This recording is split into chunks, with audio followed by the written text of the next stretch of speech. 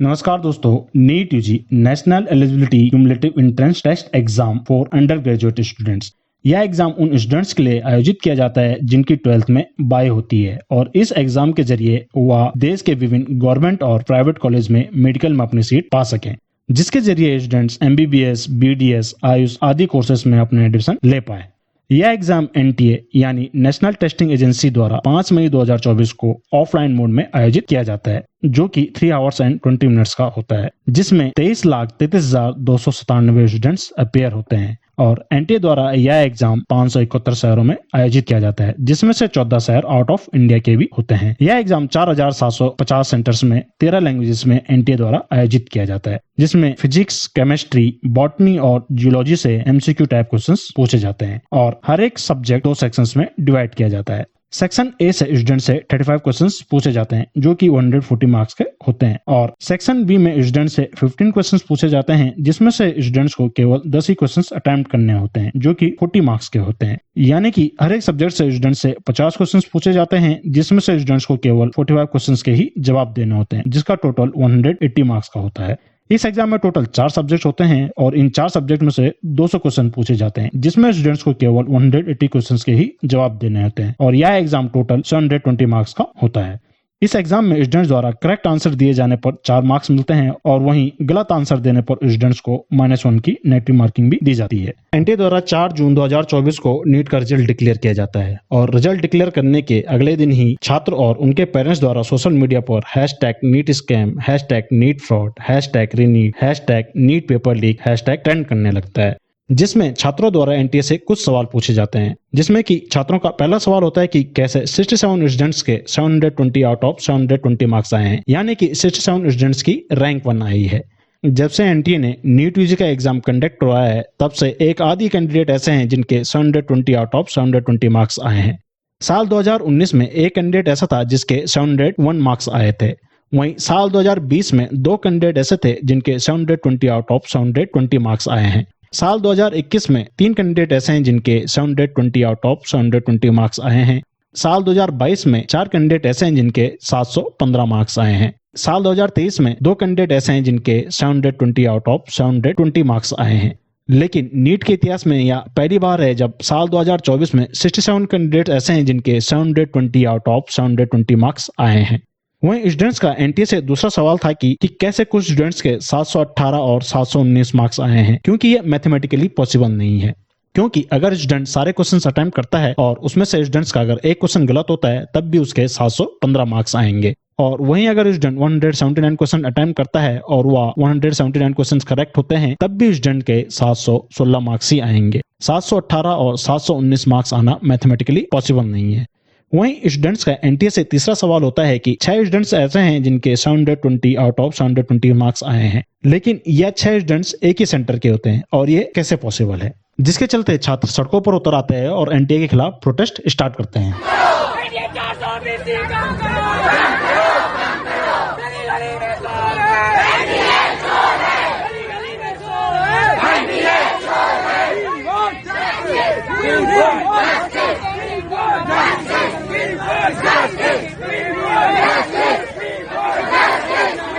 Students द्वारा पूछे गए सवालों पर NTA अपना जवाब देता है। NTA बताता है कि 67 कैंडिडेट ऐसे हैं जिनके 720 आउट ऑफ 720 मार्क्स आए हैं और इन 67 कैंडिडेट्स में से 44 कैंडिडेट ऐसे हैं जिसमें से कि 13,373 कैंडिडेट ने फिजिक्स के एक क्वेश्चन को चैलेंज किया, जिसके चलते NTA ने उन सभी स्टूडेंट्स को मार्क्स दिए हैं जिसने वह क्वेश्चन अटेम्प्ट किया है। साथ ही NTA बताती है कि 67 स्टूडेंट्स में से 6 स्टूडेंट ऐसे हैं जिन्हें ग्रेस मार्क्स दिए गए, क्योंकि कुछ स्टूडेंट्स पंजाब और हरियाणा हाई कोर्ट में गए थे क्योंकि उन्हें क्वेश्चन पेपर एग्जाम सेंटर में लेट दिया गया था, जिसके चलते NTA ने 1563 कैंडिडेट्स को ग्रेस मार्क्स दिए हैं और इसी के चलते कुछ स्टूडेंट्स ऐसे हैं जिनके 718 और 719 मार्क्स आए हैं क्योंकि उन्हें क्वेश्चन पेपर लेट मिला था, जिसकी पुष्टि NTA द्वारा एग्जाम सेंटर के CCTV पेज से की गई और यह सही पाया गया, जिसके चलते इन सभी स्टूडेंट्स को ग्रेस मार्क्स दिया गया। लेकिन NTA ने ये कहीं पे भी डिफाइन नहीं किया कि ग्रेस मार्क्स देने का पैटर्न क्या है।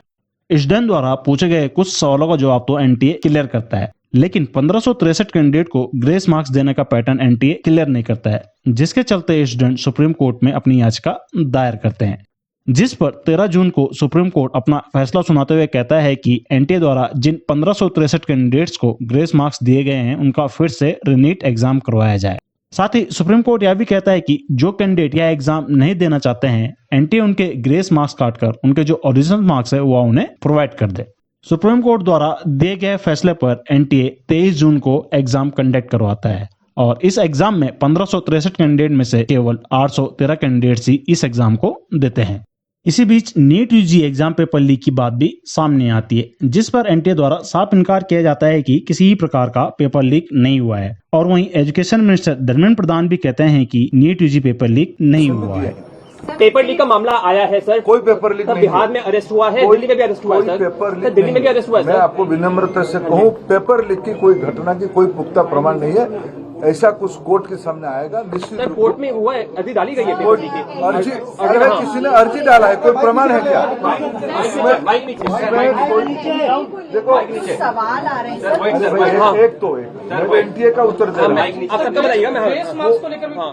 कोई क्वेश्चन लीक की कोई भी प्रमाण नहीं है। लेकिन 5 मई को होने वाले पेपर से पहले मार्च 2024 में सोशल मीडिया पर विजेंद्र गुप्ता नामक एक व्यक्ति विशाल चौरसिया का नाम लेते हुए कहता है कि इस बार भी नीट यूजी एग्जाम का पेपर लीक होगा। रखते हैं तो मैं अभी भी बता रहा हूं कि नीट का एग्जाम कंडक्ट करने वाली संस्थान ध्यान दें कि इस बार विशाल चौरसिया जेल में भी रह के नीट कर लेगा। यदि जहां तक मेरी जानकारी है शायद सही होगा कि नीट का पेपर भी ब्लेसिंग में ही प्रिंट होने के लिए गया है। एजेंसी जो भी हो, एजेंसियां जो भी हो जो टेंडर ली होगी, लेकिन प्रिंटिंग अगर वहां हो रहा है तो नीट फिर भी सुरक्षित नहीं रहेगा। इस बार फिर फर्जी डॉक्टर भर जाएंगे।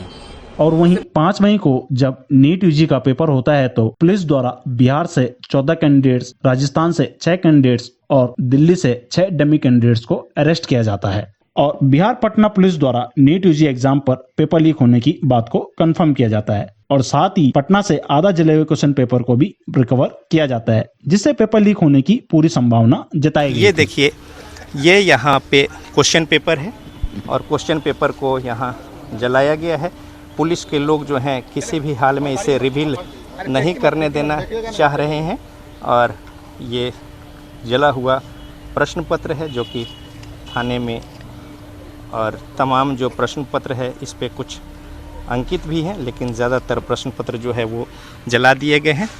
लेकिन एनटीए इस बात से साफ इनकार करता है कि किसी भी प्रकार का पेपर लीक नहीं हुआ है और जिन कैंडिडेट्स ने डमी कैंडिडेट्स का यूज कर इस एग्जाम को देने की कोशिश की है, उन कैंडिडेट्स के रजिस्ट्रेशन नंबर ब्लैक लिस्टेड कर दिए गए हैं और वह कैंडिडेट्स अब कभी भी भविष्य में नीट यूजी का पेपर नहीं दे पाएंगे। और इतना कहकर एनटीए इस बात से साफ इनकार कर देता है कि किसी भी प्रकार का पेपर लीक नहीं हुआ था। This committee will look into the issue of this compensatory marks, which has been recommended by the Grievance Redressal Committee. So this committee's mandate is limited to look into the issues of the candidates who have lost the time. तो रफली 1600 बच्चों का and 6 centres का जो issue है उसी तक ही limit है, एंड बाकी एग्ज़ाम में कहीं कोई वो नहीं है। And there is no the problem is not disproportionate, and what we have seen it out of proportion. So this is limited to the 1600 candidates and 6 centers. लेकिन जब बिहार पुलिस द्वारा जले हुए क्वेश्चन पेपर की फोरेंसिक इन्वेस्टिगेशन करने के लिए NTA से नीट यूजी का क्वेश्चन पेपर मांगा जाता है तो एनटीए द्वारा इसे देने से साफ इनकार कर दिया जाता है। हालांकि बाद में एनटीए यह क्वेश्चन पेपर बिहार पुलिस को प्रोवाइड कराती है और प्रोवाइड कराने के बाद जब इसकी फोरेंसिक इन्वेस्टिगेशन की जाती है तो आधा जले हुए क्वेश्चन पेपर में से 68 क्वेश्चन ऐसे होते हैं जो कि नीट यूजी एग्जाम के क्वेश्चन पेपर से मैच करते हैं, जिससे यह क्लियर होता है कि नीट यूजी एग्जाम का पेपर लीक हुआ था, जिसे एनटीए मानने से साफ इनकार कर रही थी। नीट यूजी एग्जाम में चल रही इरेगुलरिटी की वजह से यह केस सीबीआई को सौंप दिया जाता है और सीबीआई इस केस में अपनी इन्वेस्टिगेशन शुरू करती है। इस इन्वेस्टिगेशन की शुरुआत सीबीआई पटना के लर्न एंड प्ले स्कूल से शुरू करती है, जहां पर संजीव मुखिया द्वारा नीट यूजी एग्जाम के एक दिन पहले 35 स्टूडेंट्स को ठहराया गया था और यहीं पर ही इन स्टूडेंट्स को संजीव मुखिया द्वारा नीट यूजी एग्जाम के क्वेश्चन पेपर के आंसर रटवाए गए थे। और यहीं से ही बिहार पुलिस को आधा जले हुए क्वेश्चन पेपर मिले थे, जिस पर ओएसिस स्कूल का सीरियल नंबर लिखा हुआ था और यह ओएसिस स्कूल झारखंड के हजारीबाग में स्थित है, जिसके आधार पर सीबीआई इस स्कूल तक पहुंचती है और यहाँ के प्रिंसिपल सहित 11 लोगों से पूछताछ करती है। पूछताछ में प्रिंसिपल द्वारा बताया जाता है कि जिस बॉक्स में क्वेश्चन पेपर आए थे उस बॉक्स के साथ कुछ छेड़छाड़ की गई थी। वहीं सीबीआई द्वारा नीट यूजी पेपर लीक के मामले में महाराष्ट्र के लातूर से 2 टीचर्स को गिरफ्तार किया जाता है। ये टीचर स्टूडेंट्स को नीट एग्जाम में पास कराने के नाम पर 5-5 लाख रुपए में पेपर का सौदा कर रहे थे और एडवांस के तौर पर स्टूडेंट से 50,000 रुपए भी ले रहे थे। सीबीआई द्वारा की गई जांच में जब इनके फोन चेक किए जाते हैं तो इनके फोन से एग्जाम टिकट हॉल और साथ ही वित्तीय लेन देन की बात भी सामने आती है। वहीं सीबीआई अगली इन्वेस्टिगेशन गुजरात के गोधरा शहर से करती है, जहां गोधरा पुलिस द्वारा 5 आरोपियों को गिरफ्तार किया गया था, जिसमें तुषार भट्ट को आरिफ बोरा ने एजेंट के तौर पर स्टूडेंट से मुलाकात करवाई थी और हर एक स्टूडेंट को नीट एग्जाम परीक्षा पास करवाने के लिए 10-10 लाख रुपए में डील की गई थी और साथ ही तुषार भट्ट को 7 लाख रुपए भी एडवांस दिए गए थे। इस पूरे मामले में जब गोधरा पुलिस तुषार भट्ट से पूछताछ करती है तो उसके फोन से परशुराम राय नामक एक व्यक्ति का चैट सामने आता है और इस चैट में 11 स्टूडेंट्स के रोल नंबर और उनके एग्जाम सेंटर का एड्रेस लिखा होता है और इसके अलावा तुषार भट्ट की गाड़ी से 7 लाख रुपए कैश भी बरामद होते हैं। वहीं गुजरात पुलिस ने जिन 5 आरोपियों को गिरफ्तार किया था उसमें टीचर तुषार भट्ट, प्रिंसिपल पुरुषोत्तम शर्मा, परशुराम रॉय और परशुराम के साथी विवोर आनंद और बिचौलिया आरिफ बोरा शामिल थे। इन सभी के द्वारा इस पूरी घटना को अंजाम दिया गया था और परशुराम रॉय को इस पूरे खेल का मास्टरमाइंड बताया जा रहा है।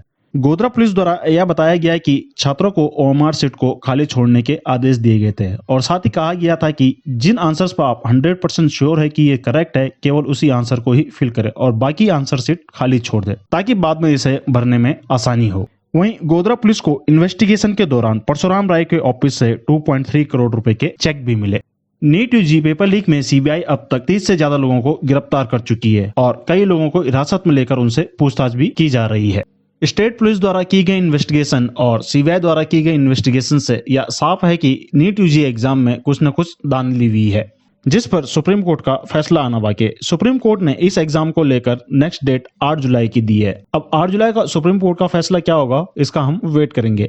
लेकिन इस बीच स्टूडेंट्स 2 ग्रुप में बढ़ चुके हैं। एक ग्रुप चाहता है कि नीट का एग्जाम फिर से करवाया जाए, जो कि स्टूडेंट्स अपनी जगह पर सही है।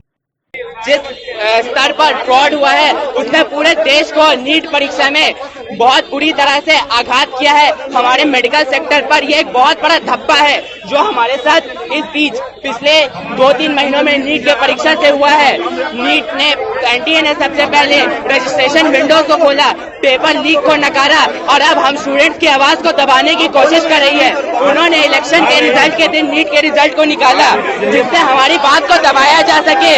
मीडिया में इस बात को छुपाया जा रहा है, एनटीए को जवाब देना होगा। वहीं दूसरा ग्रुप चाहता है कि नीट का एग्जाम फिर से ना हो, क्योंकि नीट का एग्जाम क्लियर करने के लिए इन सभी स्टूडेंट ने साल भर मेहनत की है और अगर एग्जाम फिर से कराया जाता है तो साल भर की मेहनत 1 महीने में नहीं की जा सकती और स्टूडेंट्स भी अपनी जगह पर सही है। अब मीडिया में, सोशल मीडिया में कुछ चल रहा था कि सभी जगह के नीट लेनी चाहिए। बच्चों का काफी इंटरव्यू हुआ था कि नीट लेनी चाहिए, लेकिन आप पूछो कि किन बच्चे नीट की मांग कर रहे हैं? जिन लोगों ने या तो एग्जाम ही नहीं दिया या एग्जाम दे के कम मार्क आए हैं, जिन लोगों ने जेन्युइनली एग्जाम दिया है, जिनको 700 मार्क, 650 मार्क। आप किसी बच्चे को पूछे कि ये 600-700 मार्क लाने के लिए ऑनेस्टली से कितना श्रम, मेंटल फिजिकल होता है, दिन रात मेहनत करते हैं, और उसको बोला जाए कि 2 लोगों ने चोरी की है, अभी भी आप एग्जाम में वापस एंटर हो, ये कहाँ का न्याय होगा? हमको सरकार पे, न्याय मंत्रालय पे पूरा भरोसा है कि बच्चों के साथ अन्याय नहीं होने देंगे। इस पर सुप्रीम कोर्ट का फैसला क्या होगा यह तो 8 जुलाई को ही पता चलेगा।